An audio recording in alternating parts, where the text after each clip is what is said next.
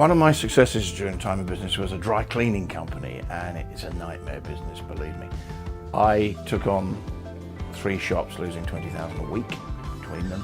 I renegotiated with the leaseholders. Many of the big boys are doing this now on the high street. With the freeholders, not the leaseholders. I renegotiated with the equipment suppliers. Now, dry cleaning kit's pretty big, and I just said, look, it doesn't belong to me. It's gone into administration. We've taken it out, which we've recently seen with House of Fraser and the like. You can come and take your kit away, but you've got to get it out of this building, and you've got to leave the building with the windows in, because that's how you get it out afterwards. Or we can come to an arrangement. So never be afraid, actually. It comes back to what I was saying earlier about being honest. Don't put your head in the sand. Never be afraid to go, we got a problem. If we've got a problem, you've got a problem. Let's work together and solve the problem. And so I took on this dry cleaning outfit. There was a guy there called Brian, who was a professional dry cleaner. He was superb. And at the first staff meeting, he said, what do you know about running a dry cleaners? I said, nothing. But the chairman of P&O doesn't know how to sail an ocean liner. He's got a captain to do that, and I've got you. And he really was brilliant. And we're drifting away a bit from the question, but we'll get back to it. But a story about Brian. A lady bought in better not name it, a white linen ladies 2-piece suit for cleaning. And I learned a lot about how rubbish some of this stuff is. And you can pay a lot of money for it, and this was one such item. And when she collected it, she said it doesn't look good, it's grey, and it didn't look good. So I said, well, let's see what we can do. And got in touch with the Fabric Care Research Association, who are a god. Court takes their report and just backs it if you get into legals. And gave them all the details. And they said, well, it's getting on a bit. I said, well, it's getting on a bit. It's at least 10 years old.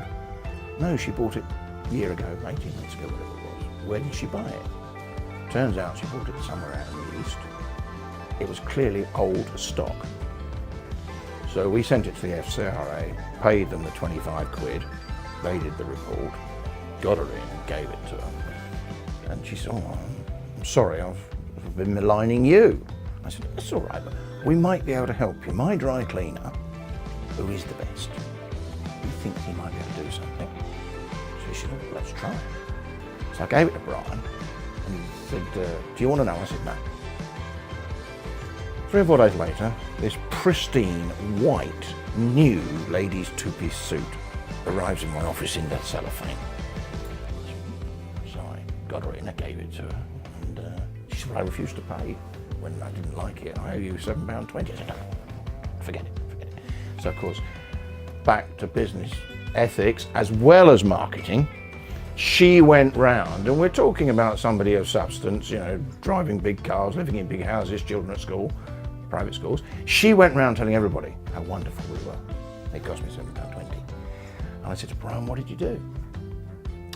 He said, I boiled it.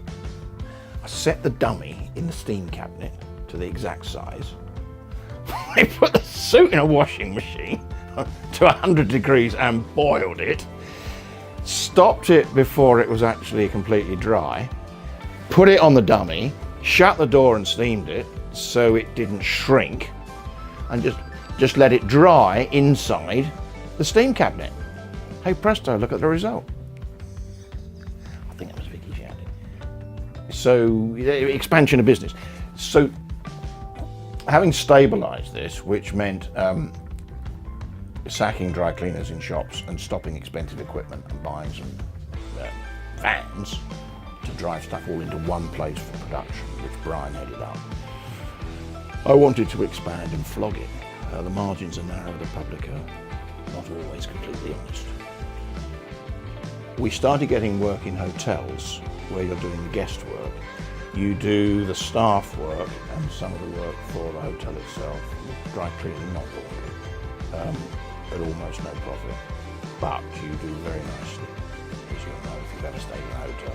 It's a very expensive way to do dry cleaning. You do very nicely out of that. And that built me up, and they would pay 60 to 90 days. That built me up a stock of invoices. So I discounted them. And I used the money from that to open new shops. And we finished up with 7 shops, which we sold. I sold it as a going concern.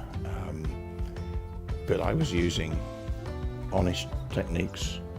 I was respecting customers. I was playing fair with staff. I was using sensible means of funding by using discounting. It's our money, we just haven't got it yet. It's not like borrowing into the future, hoping you'll make a sale. You've actually already done it. Very underused form of funding. Okay, you couldn't use it. I used a pub as an example earlier. You couldn't use it in a pub because you haven't got any debtors. They come in, they pay, and that's it, they've gone. But in other businesses, it's a very, very underused and good means of funding.